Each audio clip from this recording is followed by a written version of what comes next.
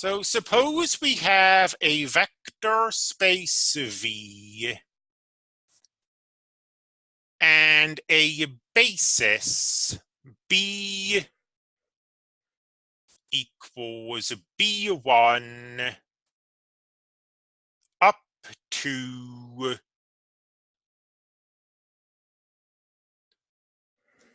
Bn. Then any vector in V can be uniquely represented in terms of these basis vectors. Thus, every vector in V can be compactly stored as a list of numbers. And this list of numbers in turn can be thought of as a vector in Rn. We give our notation for this. V goes into brackets. We put the basis down here in the subscript. And this is then equal to the vector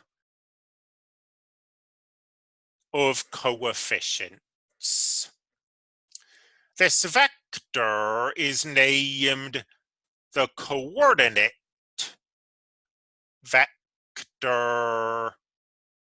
of V. If we're looking at multiple bases and you're afraid that there's going to be some confusion,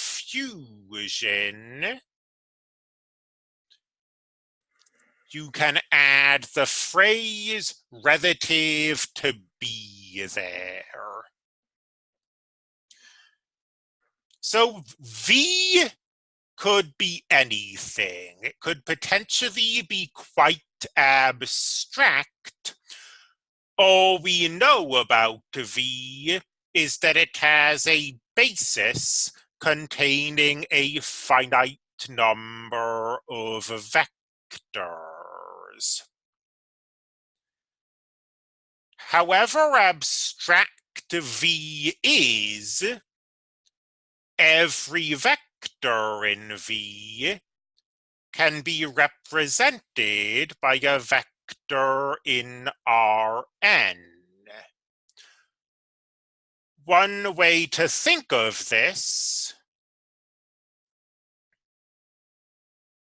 is as a transformation from V to Rn that takes a vector V as its input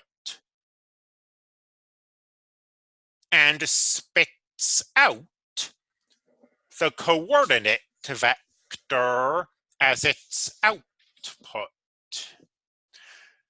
This transformation turns out to have special properties. It's such a nice transformation, in fact, that we can study the properties of V by looking at the images of vectors in Rn. That's for later, however. For now, let's just do a few examples.